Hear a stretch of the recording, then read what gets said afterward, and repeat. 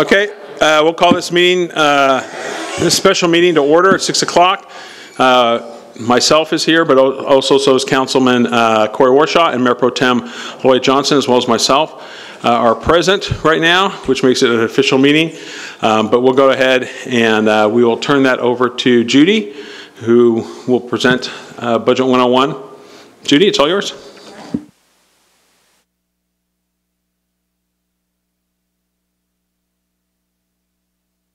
That's right. There we go.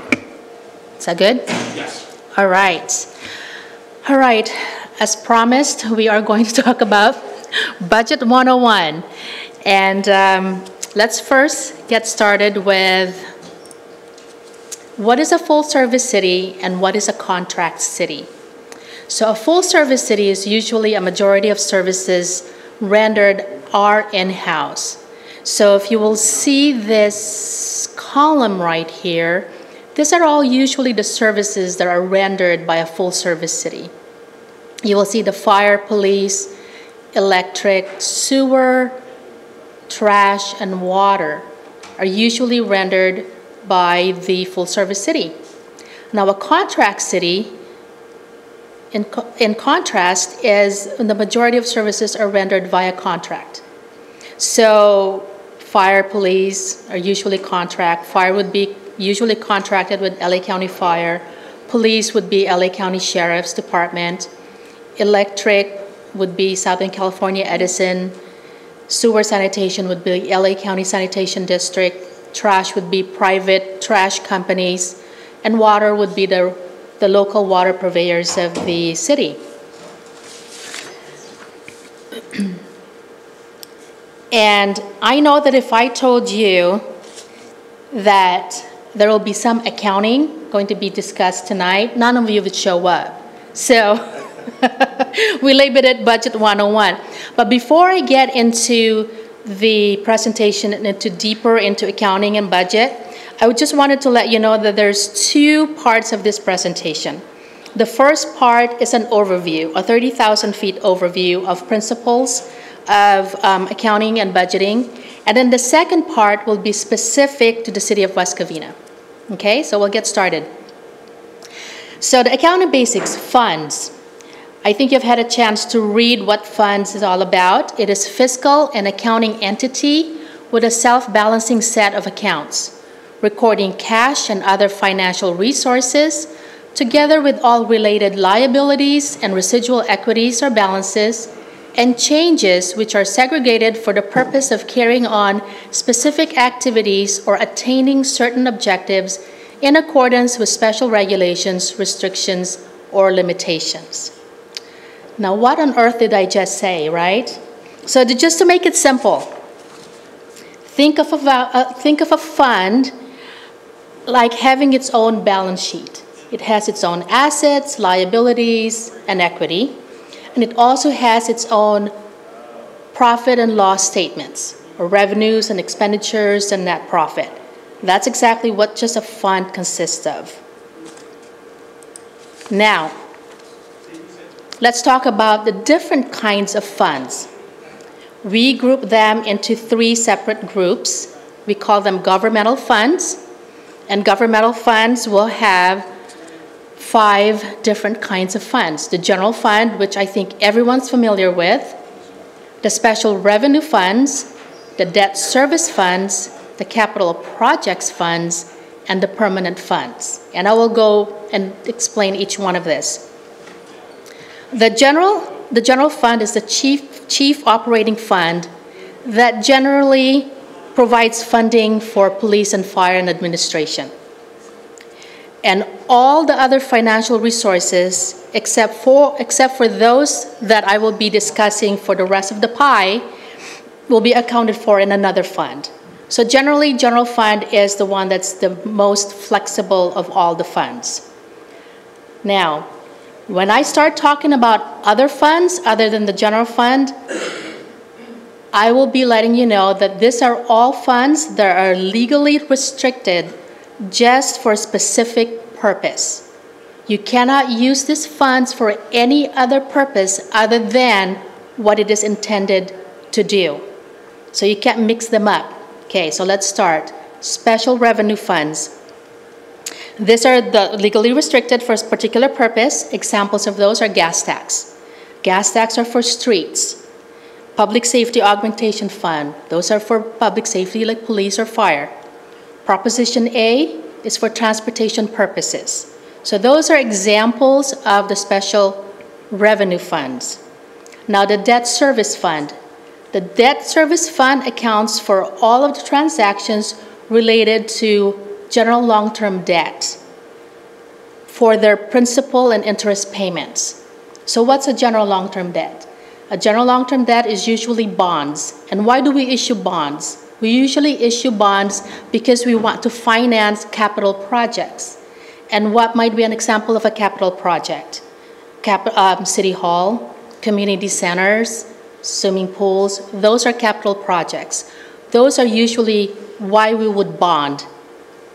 And then the other fund, which is still in the governmental fund, is the capital project funds. So if you have your money ready and you can afford it, this is for a purchase or a construction of major facilities. Now this is just for the governmental funds. This has nothing to do with the other funding things that I have here in the remainder of the chart. Now, permanent funds, we're moving on to permanent funds. Just bear in mind, all of these funds I've been talking about, other than general fund, are legally restricted for a specific purpose. So permanent funds, these are funds that have been given to the city. However, there's a caveat on spending it. You can only spend the earnings on these monies, and it is used for a purpose to support city programs. Now, what might that be, you would ask? It would be a perpetual care endowment. It's an endowment fund for someone for a municipal cemetery or a municipal library or a museum. That's what a permanent fund is. So if you think about, let's say someone passes on and they would donate money, part of their estate would donate money to the city, and they'll say, I only want this money, I'm donating $10 million to the city, but you can only use the earnings of the $10 million for a municipal cemetery, for the care of a municipal cemetery or a library or a museum. That's what a permanent fund is. You cannot use that for anything else. So, the next part of the pie, proprietary funds. There are two kinds of funds in the proprietary funds. Say that 3 more times. It's the enterprise funds and the internal service funds. Now, these again are for specific purposes, and you can't use this for anything else just for that purpose. So the enterprise fund is a fee-based fund. It charges for external users for goods and services. So this is an interactive workshop. So what do I mean by external users for goods and services? What do you think might that be as a resident? Anybody? Guess? Like permit fees or something? No? No. These are your water, sewer, refuse, electricity. This is like a company. It has its profit and loss, and all of the expenses should be able to sustain itself with the revenue coming in. It's very different from the governmental funds. This is like a private company. The way it behaves is like a private company. Okay? So for the... The city doesn't run those directly. Yeah. So for the police, it's for police. What's the service group? The police department does have one. For water? No. We have a proprietary fund. Right. Yeah. Yeah. Yes, it's for external users. Some cities have their own water company, their own refuge. Yes, they do. Yes. Yeah, so bear in mind, this is the first part of the presentation, which is the 30,000 feet overview, and then I will go particularly for the city of West Covina. Okay, for the internal service funds, this is exactly what it says. It's internal. So this is one department rendering service to another city department. So what might that be? information technology, fleet management, vehicle and equipment replacement fund. These are all internal service funds. So again, this is just for a particular purpose. You can't just take, oh, I want to take that money from this fund and give it to this fund to fund this. You cannot do that, okay? And then the last part of the pie is the fiduciary funds. Now there are 4 kinds of funds in this fiduciary fund. The first is the pension trust funds. These are resources that are required to be held in a trust for members and beneficiaries of defined benefit pension plans, defined contribution plans, other post-employment benefit plans, or other employee benefit plans. So it's a trust, so therefore the city does not own that money, nor is it owned by a state of California. It's the trust. It's the participants that own that money. So examples of this. Yes? Perfect. CalPERS, very good. And we also have the other post-employment benefits, which we have an acronym for it. It's OPEB. These are health care for eligible retirees. And we also have a public agency retirement system, and we have an acronym for that, and it might be familiar to you. It's PARS. And these are supplemental retirement, which is most commonly offered for part-time employees. Okay? So investment trust funds. These are legally separate governments commingling or pooling their funds together to invest in a portfolio so they can all benefit in pooling of their funds. Now, a perfect example of that is the State of California Local Agency Investment Fund. This is what we usually call as an acronym LAIF. And another example is the LA County Agency Fund. So all different cities participate in this pool, and we get our fair share of interest when we invest our monies in these investment pools. Okay? Now, private purpose trust funds. Okay, these are anything, any of the trusts that will not fall under the pension trust nor the investment trust. So this is kind of like the plug trust. So if it doesn't fall into either of the two, this is where it will belong. Okay? And then agency funds. This is really purely a custodial role that we play if we have an agency fund. So a perfect example of that is deposits for building and planning that we take. That's where we put that in. And let me just backtrack here for the private purpose trust fund. A perfect example of that is when the redevelopment agency dissolved, we now have a successor agency. So that's where we account for any activity related to the successor agency. Okay? So the governmental funds is really a tax-supported fund. The proprietary fund is a fee-based fund, and the fiduciary funds are trustee or agency capacity. Okay? So that was the hardest and most boring part of the evening. Now we're going to planning the budget, which is, I think, why you actually are here tonight. What is the role of the budget? It is council's tool to set public policy. It is the council's tool to have legislative control on taxing and spending. And it also serves as a financial planning tool. Now, a budget is a flowing document. By that I mean that the budget changes throughout the fiscal year. Amendments happen as they are needed, and some amendments are taken to council for approval. It depends on the authority level given by the city council. Okay, the budget. Now there are 3 main parts of the budget. We have the operating budget, which has 2 main parts: the revenue, money coming in; expenditures, money going out. And expenditures, there are salaries and benefits, maintenance and operations. And then the second part of the budget is the capital budget. And the third part of the budget is reserves. And we will talk about each of this item. Let's talk about revenue.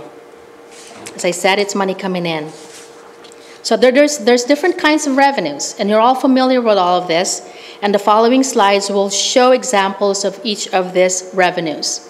You have taxes, licenses and permits, fines and forfeitures, use of money and property, charges for services, revenue from other agencies, grants that we get from federal or state. Okay? So taxes. You all are familiar with sales tax and property tax, right? Because we all pay it. And franchise tax. Now, what is a franchise tax?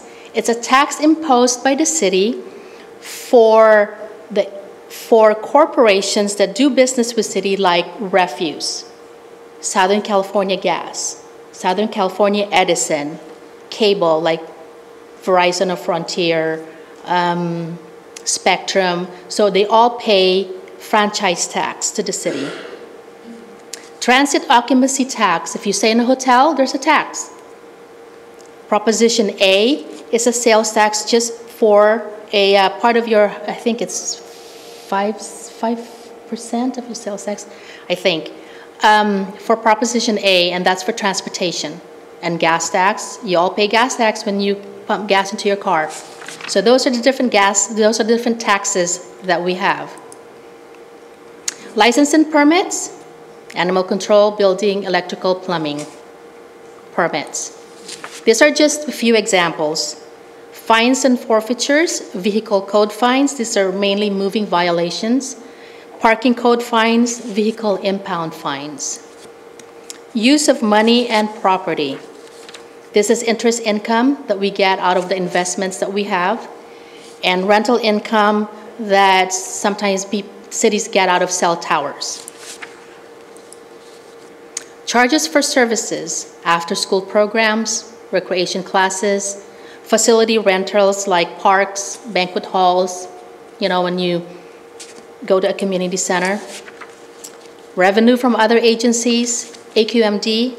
This is the Air Quality Management District. This is to improve air quality, to help fund for some CNG vehicles or some of those electric stations that you see around the city. And we have state mandated revenue. These are some of the things that the state requires each agency, each city to do that we have to comply by. And there are some costs associated with that. And so some of those costs are reimbursed by the state because they impose it. But majority of those costs, they do not reimburse, sadly. And then grants, we have the CDBG, which is the Community Development Block Grant, the Office of Traffic Safety, which we call as OTS, Homeland Security, Highway Planning and Safety. So those are the revenues. Now let's talk about expenditures. These are money going out. So there's these two categories, salaries and benefits, maintenance and operations. Both these expenditures are to support all of these different departments' expenses to render service to the city. And we try to stretch the dollars to be able to provide the most of the money, the value of the money for the services that we render. Okay, so maintenance of operations. We all know what salaries and benefits are, so I'm not going to discuss that. Operating expenditures would be, a sample of this would be this. Utilities, gas, electric, and water, of course, we have no control over that. And then the others, we have a little bit of control over it, and that's where we try to maximize the dollars on that.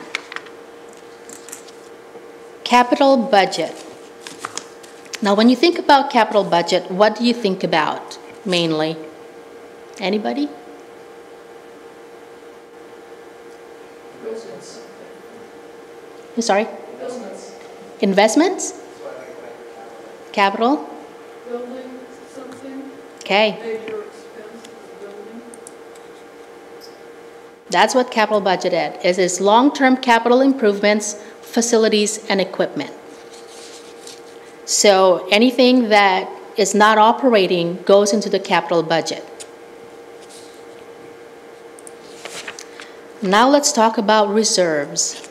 So when someone tells you, let's talk about reserves, what do you think of?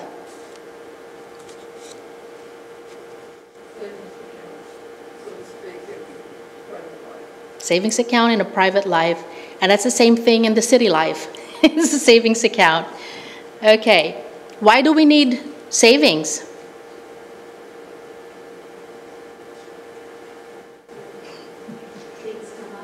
Things come up unexpectedly, like expenditures and maybe money that you thought was coming in didn't come in. Okay, what else? Cash flow. I heard cash flow. Perfect. What else? Cash flow. A rainy day fund. Because of the recession, we just experienced recession a few years. It is what you had talked about, the ease of revenue shortfalls and anticipated expenditures. So, just like in your private personal finances, how much money do you think you need to have in your savings account? More than we have. That's really hard. Okay, so there is a Government Finance Officers Association that recommends prudent practices in governmental accounting. And their recommendation is this: at a minimum, no less than 2 months of operating revenues or operating expenditures. That is their recommendation. Okay? Okay, so this is part 2 of the presentation, which specifically talks about our city, the city of West Covina. So from here on till the end of the presentation, everything that we're going to be discussing will be about us, the city of West Covina. Okay, so we are considered a full-service city because we have most of it, other than city attorney, who we contract with, refuse, which is trash, we contract with, and water, we don't provide water. Other agencies provide for water. But everything else, the city provides. So we consider it a full-service city. Other examples of a full-service city, anybody? Los Angeles. City of Los Angeles? City of Pasadena. South Pasadena is a contract city. Yes. City of Laverne. Yes, it would be considered that. Yeah. Okay. So this is City of West Covina, our very own. We talked about the funds. So in our governmental funds, we have 60 funds. In our proprietary funds, we have 6. In fiduciary funds, we have 6. We have a total of 72 funds that we account for. All of the ins and outs of the money is accounted for in 72 funds. Okay? All right. So I will be focusing on general fund for the rest of the presentation. Why am I only going to focus on general fund? You have more choices there? What else? It's the biggest. It is the biggest, yes. Those are good, very good answers. Because it's the one that has the least legally restricted obligations that we have to do. Remember, all of the other things here, right here, this fiduciary funds and proprietary funds, they are what? They're restricted. Yes, absolutely. So we'll just talk about general fund. Let's talk about general fund revenue for the city of West Covina. So here's the breakdown of the $62.8 million of the general fund revenue of the city. Okay. As you can see, I talked about some of them and the overview, and it applies to us. Okay. And the top general fund revenues are property tax, sales tax, and other taxes. Those are the top general fund revenues that we have. So property tax breakdown. So for every dollar that you pay, and what is the percent that you pay on your property tax? Does anybody know?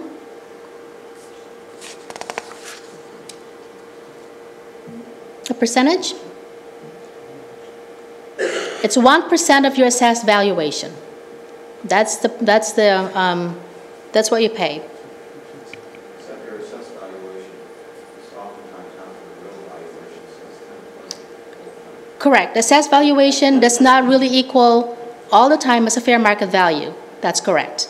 Because it's the assessor's office assesses it differently than what the market will bear. That is absolutely correct. Yes. And Prop 13 made it a ceiling as 1%. So as you can see, for every dollar that you pay in taxes, we only get 13 cents. That's it. Everything else goes to other agencies. The county gets almost 33 cents. So there you have it, 13 cents for every dollar. And that's supposed to be paying for what? City administration, police, fire, parks, community services, planning, engineering. Those are what that's for, 13 cents for every dollar. Okay? So here's a historical look on the property tax revenues of the city from since 07-08. These are all actual except for 17-18, which is based on the adopted budget. So as you can see, the property tax revenues has not really been growing as we want it to grow, probably because we are already a fully built city. It's a stable, it just trends stable here. And let's see. See, in 09-10, it went down. This is like the recession. This is part of the recession era. So a lot of the property values went down. People were happy. Their assessed valuations were down. The property taxes were down. But this is what happens. The city gets less money when you pay less of your property tax. Okay? So I love to go shopping. And everybody has to spend money, right? Everybody has to spend and buy something. So when you spend, I'm talking about sales tax, obviously. When you spend $1, okay, how much do you think you pay sales tax? When you spend $1, how much will be your sales tax when you go and pay at the counter, at a cashier? Yes, but what is it here in the city of West Covina? 9.5. Perfect. It's 9.5.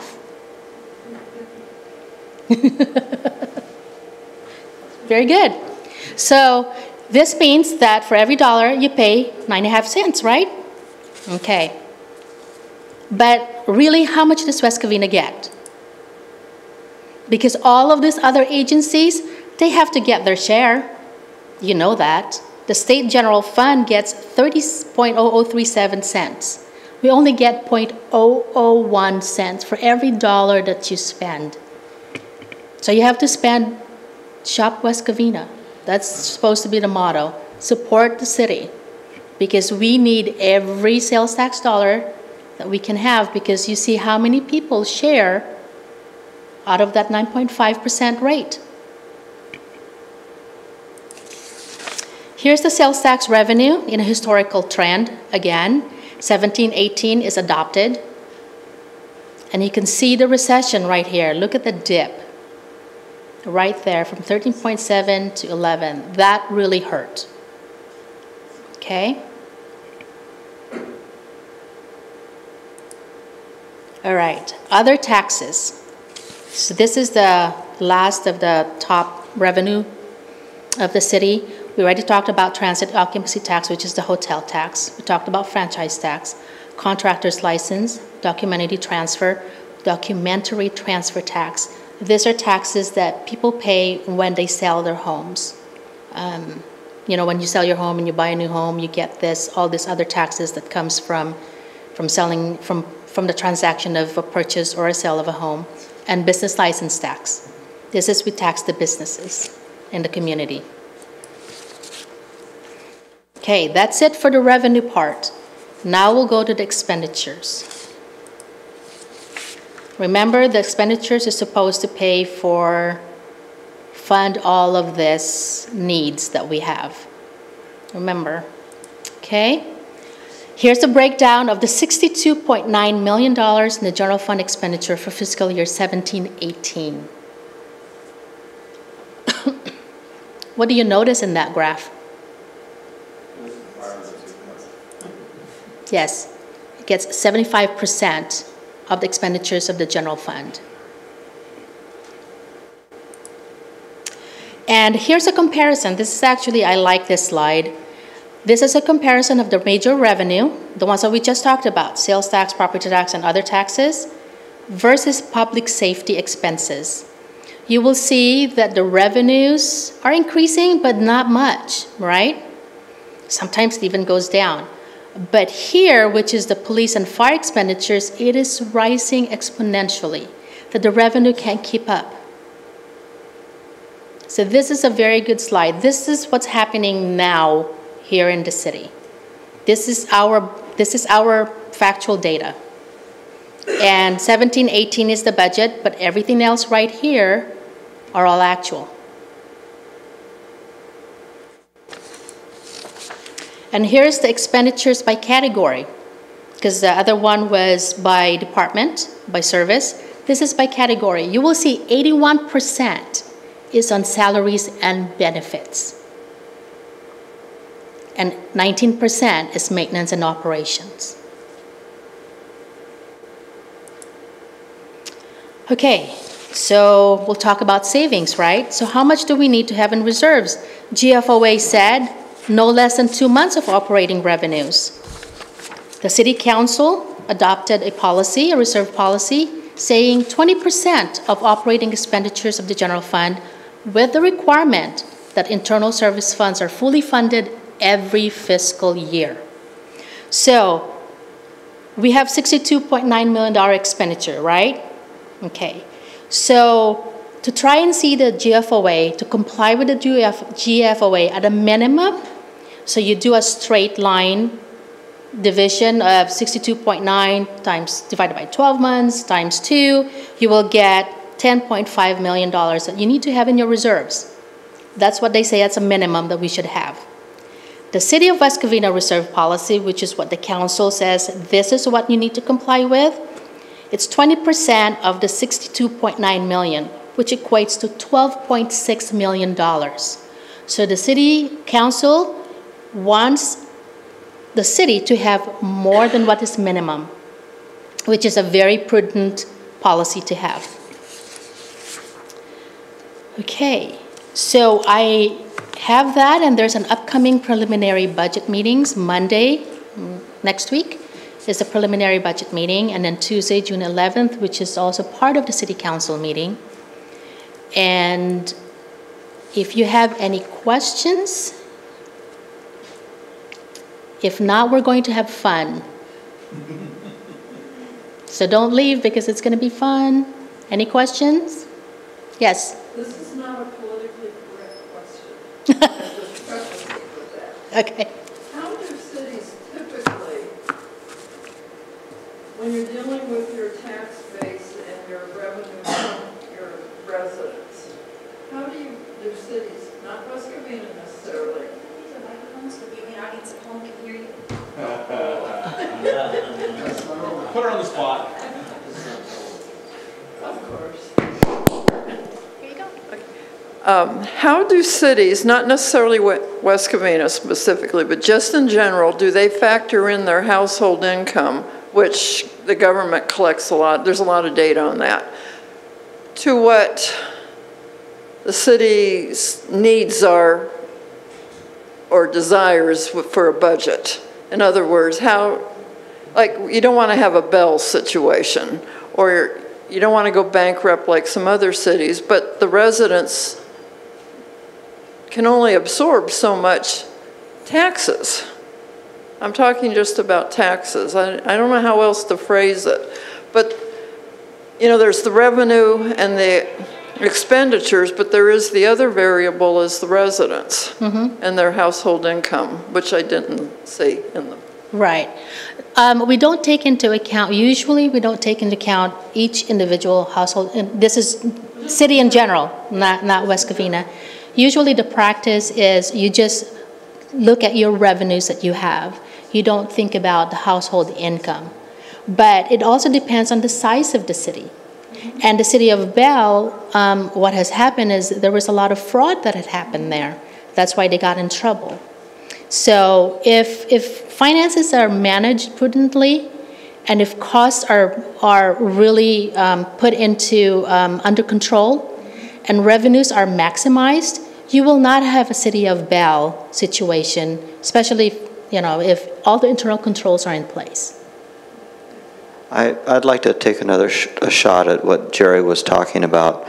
At the time Proposition 13 passed, there were a lot of people that were having difficulty actually paying their property tax. The property taxes were going up like 10% a year because that's what the assessed valuation was going up. There was a huge increase, and as a result, people couldn't make the payments on the taxes or couldn't make the payments on their mortgage, and they were going bankrupt, and there was a big problem with that. And that's one of the things that led to Proposition 13 actually being voted on the people and passing.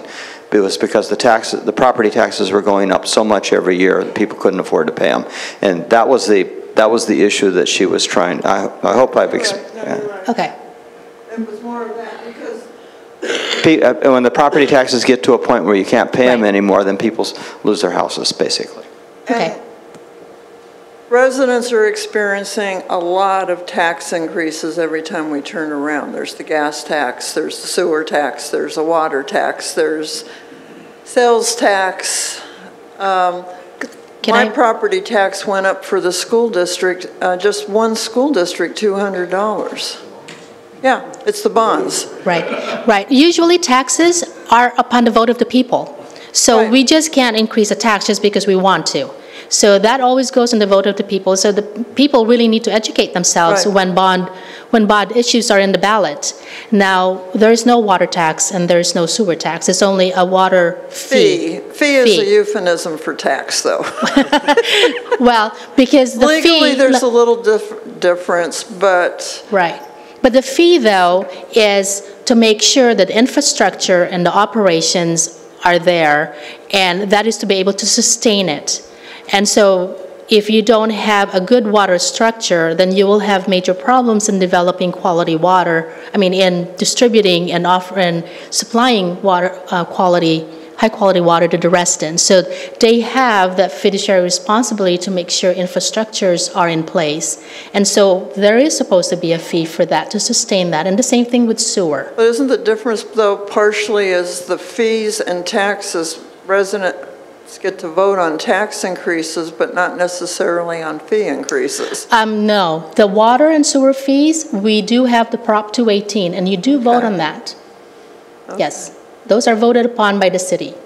I have a specific question about that. They're talking about increasing everybody's sewer fees by $1,200 a year is the number I've seen each house, by the county. And are we going to get to vote on that? Or is that just going to be imposed? You got to ask the county, but it's a county measure that they're looking at. It looks like they're putting it on the ballot. That's what they're trying to do. Yeah, because, see, what Jerry's question is relevant to is everybody has a $1,200 a year increase. That's huge. Mm-hmm. And it's on the sewer fee, but it isn't really about sewers at all. It's about what they're referring to as clean water. Mm-hmm. Actually, it's not a sewer fee. Yeah. It's being done by the county as part of sanitation for the stormwater. Yeah. So hopefully everybody at home can pick that up. But it's not a city fee that's being imposed. The cumulative effect on all of this is impacting people. Sure. Oh, of course, no doubt. But also, the people have a vote.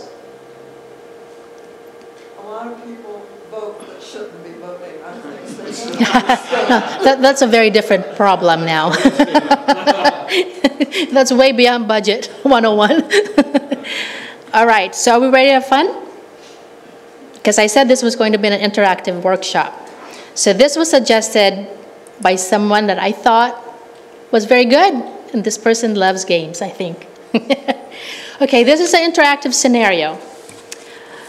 I either can group you into 3 groups or 3 volunteers. What would be your pleasure? We don't know what we're volunteering for. Well, you will each have a group or 3 volunteers will each have $65, which is the revenue.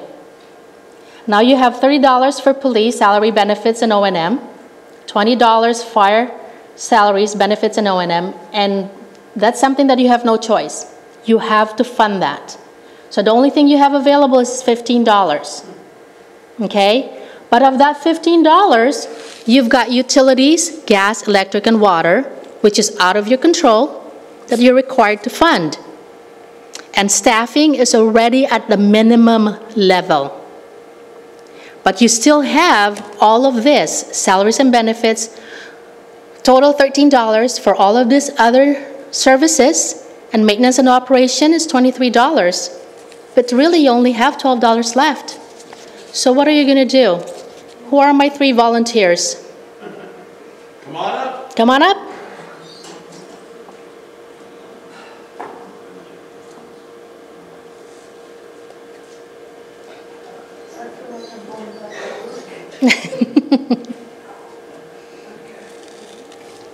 I need one more, please. Mr. Sykes. I guess you've been volunteered, Mr. Sykes.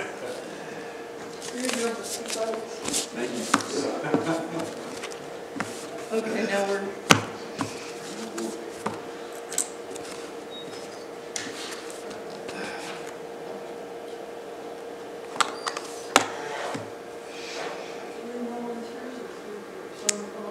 Yeah, you're a volunteer. We just went to 3 volunteers. I didn't get a resounding group. All right, so 30 gone for police, 20 gone for fire, 3 gone for utilities. And was there anything else that was required? That's it. That's required. But your staffing is at a minimum level. Gotcha. So I'm $11 there. Cool. You should have 12, right? 12, yeah, sorry. Okay. All right, thanks.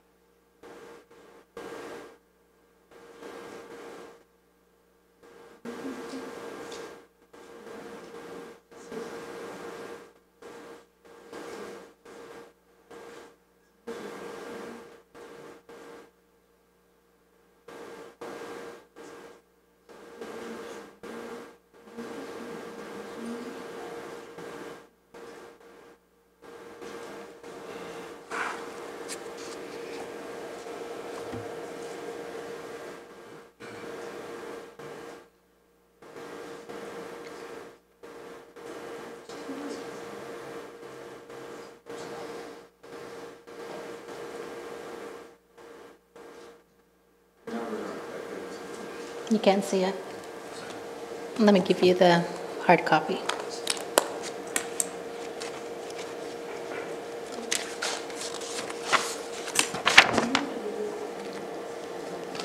Here's a hard copy if you want.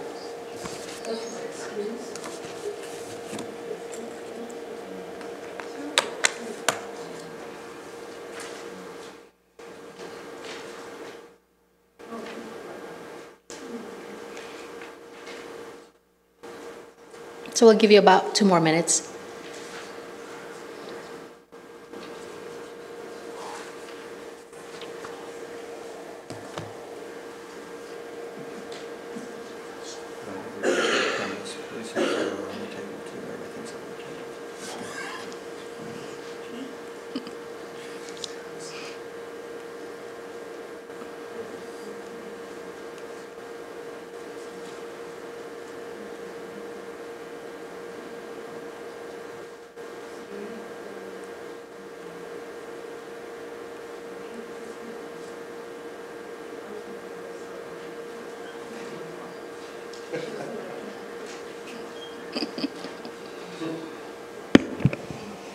We're having problems with the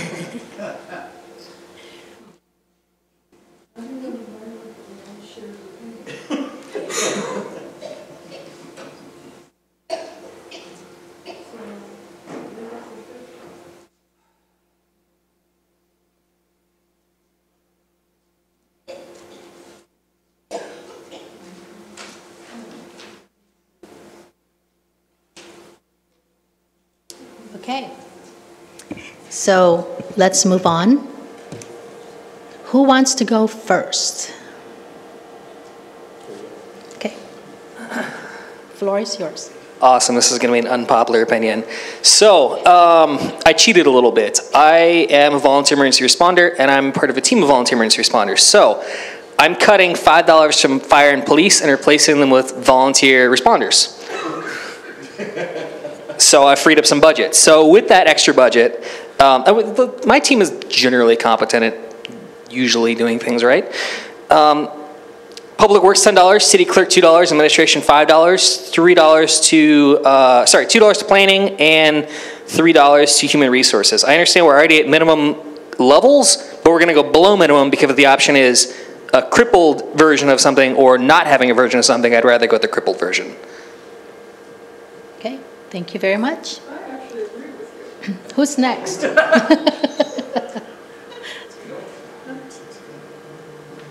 Well, I was trying to figure out, because my lap is, this isn't working for me, but I wanted to cut everybody a little bit. Police and fire needs to take a little cut, and then I was going to cut administration because that's the environment I was in. We always took our cuts. And then the rest of the organization took some cuts, but I didn't get it spread out on my lap, but the basic premise is everybody would take some. Police takes a little and the others take a little. But I didn't work my numbers out.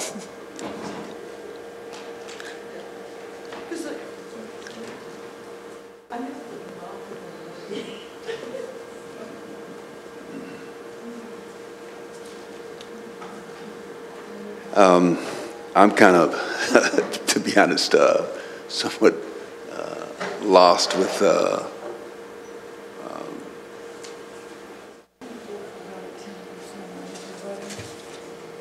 my number's not definitely not adding up to what I need to do, and I would say cuts is pretty much all you can. Your immediate first response would be to cut.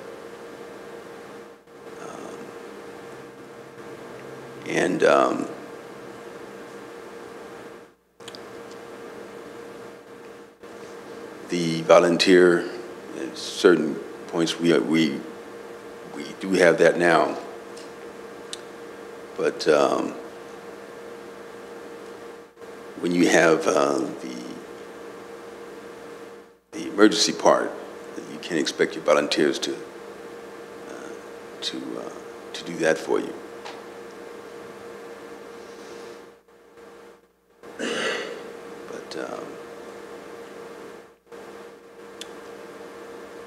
for sure, cuts volunteers would help try to bridge the gap. But I don't have ideas right now that get enough to fully staff every department. So. Thank you. So what I have noticed is that everybody started thinking about cutting. Now, cutting services, when you're already at a minimum level, what does that translate to? Layoffs and possibly layoffs, unfilled positions not being filled. Services like code enforcement, that drives me nuts that it's not being done effectively anyway, would be worse. I'm used to maybe less programs in the parks, less community programs. Again. We're getting no sound. Yeah, because we don't have ambient sound. It would require possibly some layoffs. And layoffs should be prioritized because unfortunately not every position in any agency is at the same priority. When I started working, there was level 2 and level 1. So you get rid of some of the positions. Unfilled positions would be freezed and prioritized which ones, if something came vacant, could be refilled. Services to the public would get cut back, such as parks, community events. Those are usually more expendable, definitely much more expendable than fire and police services. Police and fire overtime would need to be controlled. In the administration, city clerk, finance, to me, all of those are administration type because they're not frontline like police and fire in my head. They would all take some sort of reduction in non-salary and salary. Not necessarily salary reductions, but salary expenditures would need to be controlled, be it overtime, and stuff like that. I think some of it, it's unpleasant. Code enforcement is one of the things a lot of us complain about. And what happens oftentimes is in the public sector, we reduce what the public sees more. Affects the public. So there'd be a prioritization, like code enforcement wouldn't be the first line thing to get reduced. But some of the community services events would probably have to be reduced, or prices gone up for, like the 4th of July, we might have to pay a little more. Okay, thank you. I was just, No, I'm just going to say one of the biggest components that we have missing is just what we have in the audience. There are not that many people here. And Neighborhood Watch is a tremendous asset to help reduce your services, especially when it comes to law enforcement. And so, again, that volunteer aspect of it, educating the public as to where we're at and how people can volunteer. We oftentimes work different hours of the day that we're available.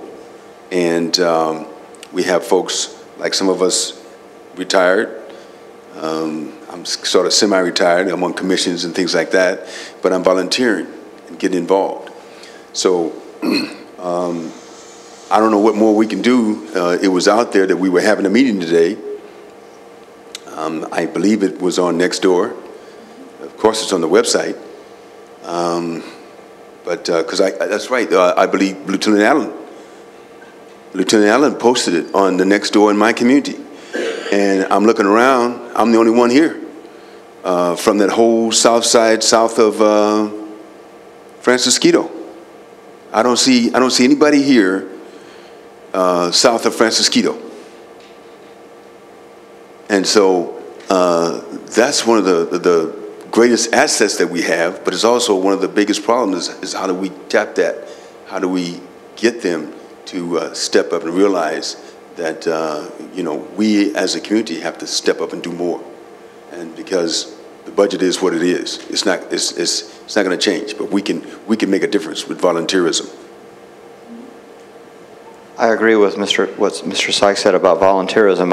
I have an idea about, since I spent my whole life doing public budgets, if you say public budget, people are disinterested because it's money and numbers, and people don't like money and numbers. They just don't want to deal with it. But if you said something like, we were going to close a fire station, people would be very interested. There'd be a lot of people.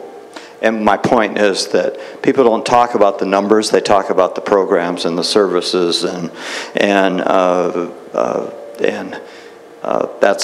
I think that's my response to what you were saying. Why aren't people here? Because they don't look at a page full of numbers and their face goes blank. This is the general reaction. But if you put it in terms of the programs that those numbers pay for, then they're interested. So I just think it's the way it's presented. Thank you. Yes. It's not unique to West Covina. It's everywhere.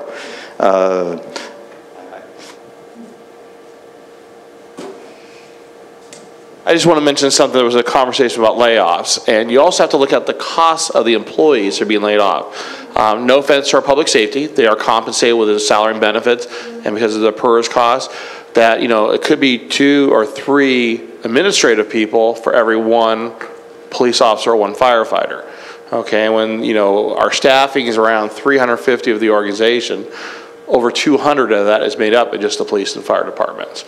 So to reduce everywhere else, but without touching public safety, I think that was the challenge that Judy was having to look at, is if we're prioritizing that we want to maintain a certain level of police and fire services, where do we cut elsewhere? Okay, and mind you, some folks say, oh, just cut finance. Well, who does the payroll checks for public safety? Or who does HR for public safety? Not just them, but for the entire organization. So you have to make sure you have that understanding of the organization as well. And I was using my work on.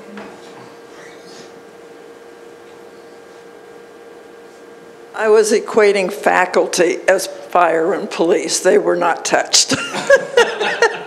The rest of us could be touched. The non-permanent employees were not rehired sometimes. So I was I may not have articulated it very well, but you're right. There needs to be people to do the processing, the handling. Those checks don't just magically appear, as we used to say, okay? And there's a certain amount that you can cut back, but you do hit to a certain point where it is incredibly difficult, okay? And especially when you walk around life saying you can't touch the faculty. Now, that one faculty member may not have a lot of students in the class, okay, because for a lot of reasons. But you can't touch them because you've got all sorts of reasons. It's a good exercise.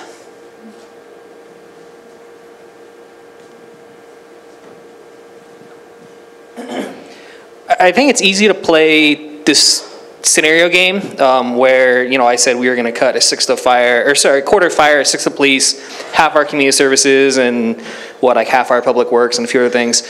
But if I were on the city council and was able to make that decision unilaterally, I would never be elected to a position again in my life. That would just be career suicide, political suicide. I don't really have a follow-up point to that, but it's I understand the city council is making some really tough decisions about this. I'd like to comment on that.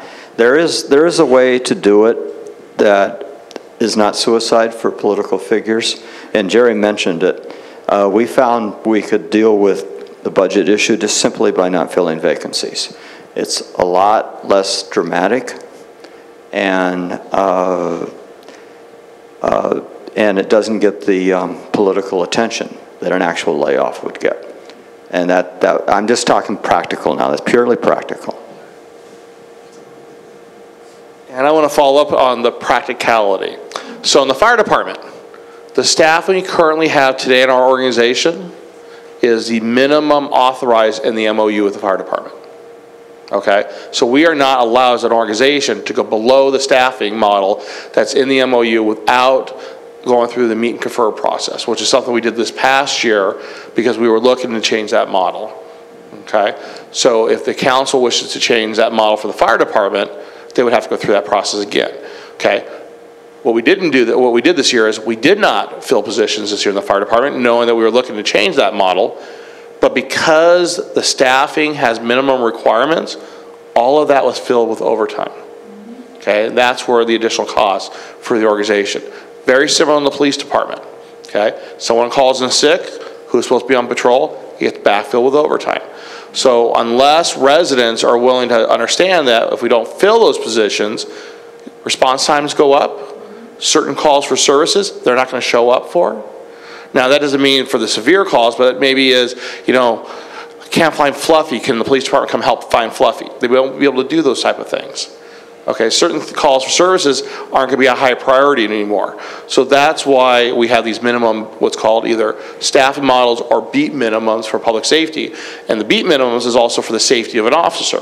If an officer is responding to a call by themselves, because we don't have two officers riding in vehicles, they're going to be less able to provide that proper service and security for our community. It's a hard issue. It really is. But I think you're wise.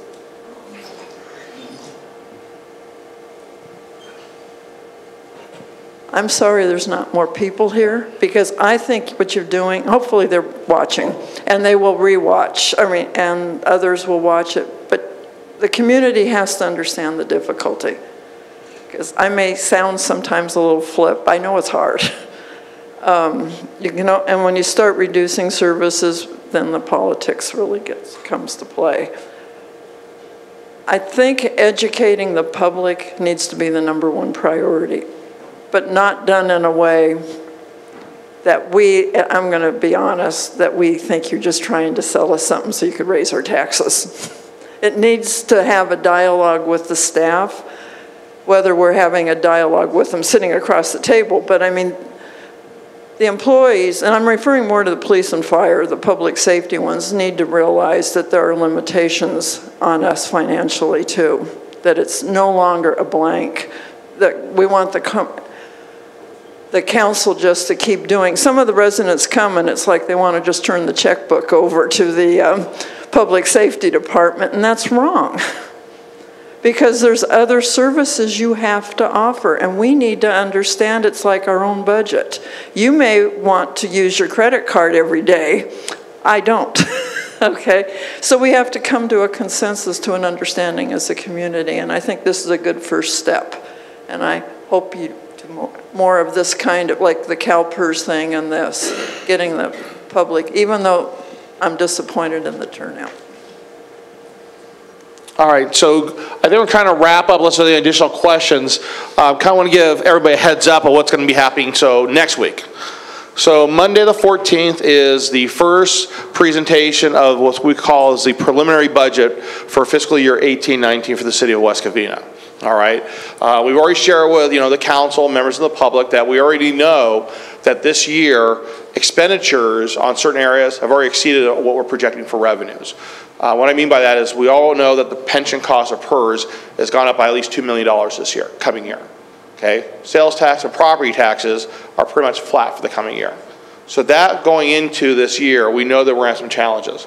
Tonight was just about giving a basic understanding of fiscal operations and what the terminology you're going to be hearing as we move forward. Next Monday night will be the first opportunity for the City Council to provide direction, but also for the community to give us some feedback. All right? By no means is next Monday the final meeting. It's just the first of hopefully many to help address our budget issues that we're facing. All right, so next Monday we're looking to get some direction, give an explanation of how we got where we are, and then start working and start chipping away at different issues that we need to be addressed in this year's budget. Okay, and as Judy already showed on the screen, we have the secondary meeting on June the 11th. All right, and then we'll have follow-up meetings as necessary to help address this. Typically, cities adopt their budgets in May or June. So we're on schedule to do that. However, I've shared with the city council already that, since this is a severe budget issue like other cities are facing, we're not going to rush this process. You don't have to have a budget adopted at the end of June. All right, there are ways to extend that and make sure that, we address the issues that need to be had structurally as we move forward as an organization. And so we'll be looking for, feedback from the residents. Hopefully get a lot more people at the Monday's May 14th meeting. But we just wanted to have an opportunity to kind of get you a little bit prepared and start thinking in that budget mentality. So with that, I just want to say thank you to Judy. I know I have my back to her for helping put this presentation together and having a little bit of fun with it, with the Monopoly money. Now we got to start playing with the real money next Monday and see how we can start moving forward to address some of the pending issues in our community. All right? So with that, everyone, thank you very much to the City Council for allowing us to host this, and we will see everybody on Monday, May 14th at 6:30. Thank you.